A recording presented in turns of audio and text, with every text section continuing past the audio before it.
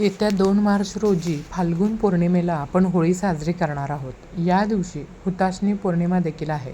शास्त्रानुसार तुमच्या घरात पैसा टिकत नसेल, व्यवसायात वाढ होत नाहीये, सतत उसने पैसे घ्यावे लागतायत, घर, गाडी किंवा इतर कर्ज फेडता येत नाहीये, बचत शून्य राहते, असं जर तुमच्या आयुष्यात घडत असेल तर हे फक्त नशीब नाही, कधीकधी घरातील ऊर्जा असंतुलित होते आणि अशा वेळी योग्य दिवशी योग्य पद्धतीने केलेला उपाय परिस्थिती बदलण्याची सुरुवात करू शकते. हो, होळीचा दिवस विशेष का मानला जातो? कारण या दिवशी माता लक्ष्मी पृथ्वीवर भ्रमण करत असल्याची श्रद्धा आहे. जो भक्त श्रद्धेने, स्वच्छ मनाने आणि योग्य संकल्पाने तिची उपासना करतो त्याच्यावर ती प्रसन्न होते असं मानलं जातं. आणि लक्ष्मी म्हणजे केवळ पैसा नाही तर समृद्धी, समाधान, स्थैर्य आणि आनंद आहे.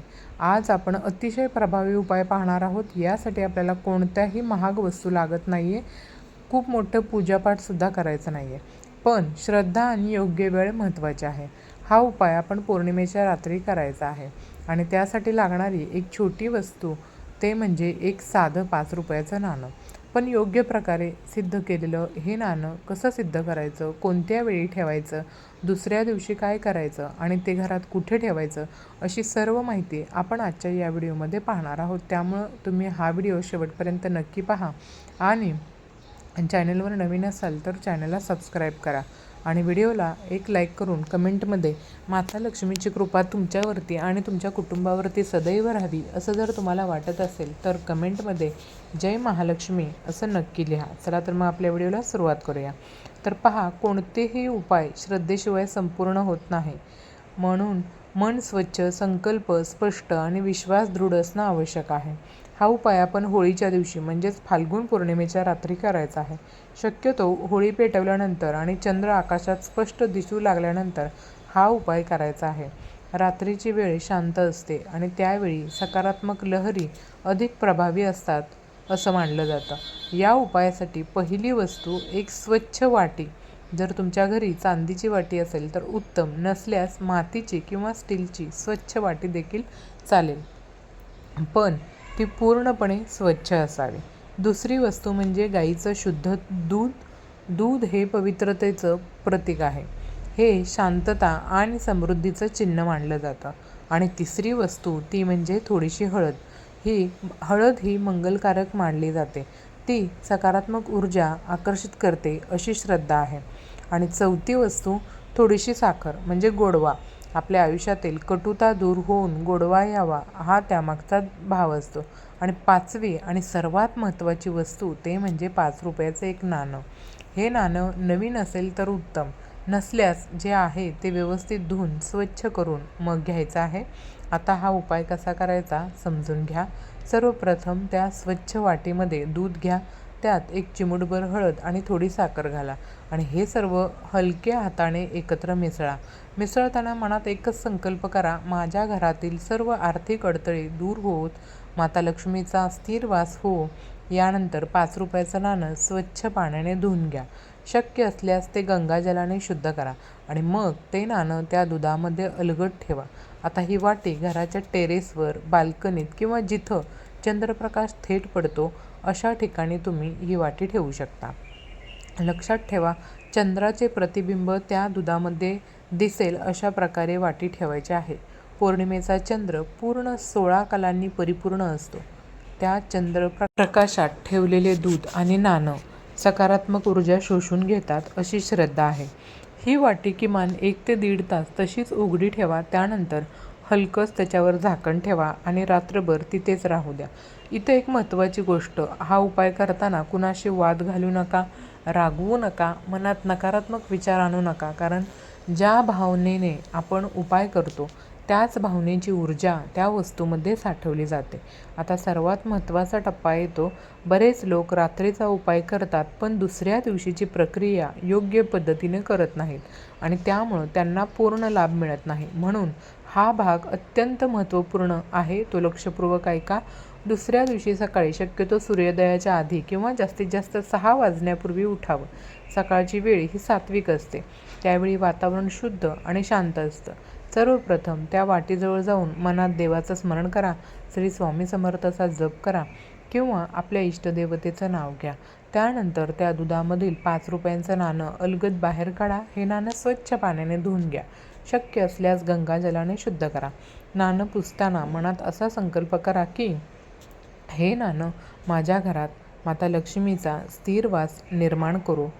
आता त्या वाटीत उरलेलं दूध काय करायचं तर ते दूध पिंपळाच्या झाडाला अर्पण करायचं आहे. पिंपळ वृक्ष अत्यंत प्रिय मानला जातो.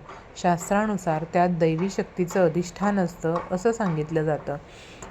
जर घराजवळ पिंपळ नसेल तर तुळशीला सोडून इतर कोणत्याही झाडाच्या मुळाशी हे दूध अर्पण करू शकता. दूध अर्पण करताना मागे वळून पाहू नये अशी श्रद्धा आहे. ही गोष्ट तुम्ही लक्षात ठेवा. त्यानंतर अर्पण केल्यानंतर शांतपणे घरी परत यावं. यानंतर घरी येऊन स्वच्छ स्नान करावं. स्नानानंतर देवघरात जाऊन सर्व देवी देवतांची विधिवत नित्यपूजा जी आहे ती करावी. आणि आता सर्वात महत्त्वाची पायरी त्या नाण्याची पूजा. हे नाणं देवघरात स्वच्छ पाटावर किंवा ताटात ठेवावं. त्यावर हळद कुंकू लावावं. धूप दीप अगरबत्ती दाखवावे. शक्य असल्यास श्रीसूक्त किंवा लक्ष्मी मंत्राचा जप करावा. आता हे नाणं सिद्ध झालं असं मानलं जातं. हे नाणं तुम्ही देवघरात कायम ठेवू शकता किंवा पैशाच्या तिजोरीत, लॉकरमध्ये किंवा जिथं कुठं तुम्ही तुमची कॅश ठेवता तिथं ठेवू शकता. पण एक गोष्ट कायम लक्षात ठेवा, हे नाणं कधीही खर्च करू नये. ते तुमच्या घरातील स्थैर्याचं प्रतीक आहे. जर तुमचा व्यवसाय असेल, दुकान असेल, ऑफिस असेल तर तिथंही हे नाणं ठेवू शकता. लाल रंगाच्या स्वच्छ कापडात गुंडाळून तिजोरीत ठेवल्यास अधिक मंगल मानलं जातं. त्यानंतर मैत्रिणींनो, अनेक लोकांचा अनुभव असा आहे की हा उपाय श्रद्धेने केल्यानंतर त्यांच्या घरात पैशाचा प्रवाह हळूहळू सुधारू लागतो. अचानक मोठा चमत्कार घडेलच असे नाही, पण अडथळे कमी होऊ लागतात, कर्ज फेडण्याचे मार्ग सापडतात आणि नवीन संधी मिळू लागतात. पण इथं एक गुपित आहे. फक्त उपाय करून बसून राहिलात आणि कष्ट सोडले तर काहीही बदलणार नाही. देव कृपा करतो, पण प्रयत्न आपले असतात. उपाय हा ऊर्जा बदलण्यासाठी असतो. मेहनत ही परिणाम मिळवण्यासाठी असते. आता आपण शेवटच्या आणि अत्यंत महत्त्वाच्या मुद्द्याकडे येत आहोत. होळीच्या दिवशी म्हणजेच हुताशनी पौर्णिमेच्या दिवशी आसपास जर तुम्हाला एखादा विशेष नारळ मिळाला तर, म्हणजे एकाक्षी नारळ असतो बघा, एकाक्षी नारळ, तो नारळ म्हणजे ज्या नारळाला 3 डोळ्याऐवजी स्पष्टपणे एकच डोळा दिसतो त्याला एकाक्षी नारळ असं म्हणतात. असा जर नारळ तुम्हाला भेटला तर श्रद्धेनुसार हा नारळ माता लक्ष्मीचं प्रतीक मानला जातो. ज्या घरात तो योग्य पद्धतीने ठेवला जातो त्या घरात दारिद्र्य प्रवेश करत नाही असं मानलं जातं. जर होळीच्या दिवशी किंवा त्याच्या आसपास तुम्हाला असा नारळ मिळाला तर तो आदराने घरी आणा. प्रथम तो स्वच्छ पाण्याने धुवा. त्यानंतर देवघरात स्वच्छ पाटावर ठेवा. त्यावर हळद कुंकू अक्षदा लावा, फूल अर्पण करा आणि माता लक्ष्मीचं स्मरण करा.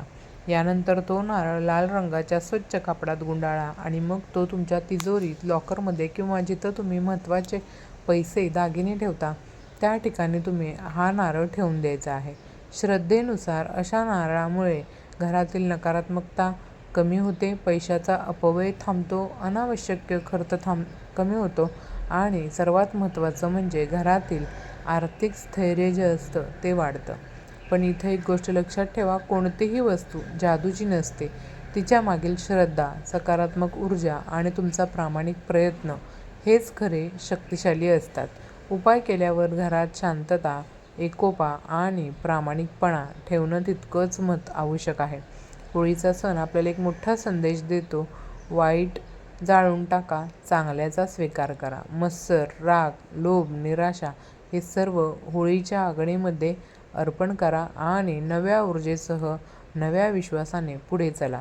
तर जर तुम्ही हा उपाय पूर्ण श्रद्धेने, स्वच्छ मनाने आणि प्रामाणिक संकल्पाने केला तर नक्कीच तुम्हाला तुमच्या आयुष्यात सकारात्मक बदल जाणवू लागतील. सुरुवात लहान असेल पण दिशा नक्कीच योग्य असेल. जर तुम्हाला हा माहितीपूर्ण व्हिडिओ आवडला असेल तर व्हिडिओला एक लाईक नक्की करा आणि चॅनलला सबस्क्राईब करायला मात्र अजिबात विसरू नका. तसंच हा व्हिडिओ संपूर्ण पाहिल्याबद्दल आपणा सर्वांचे मनापासून आभार. धन्यवाद. श्री स्वामी समर्थ. जय जय स्वामी समर्थ.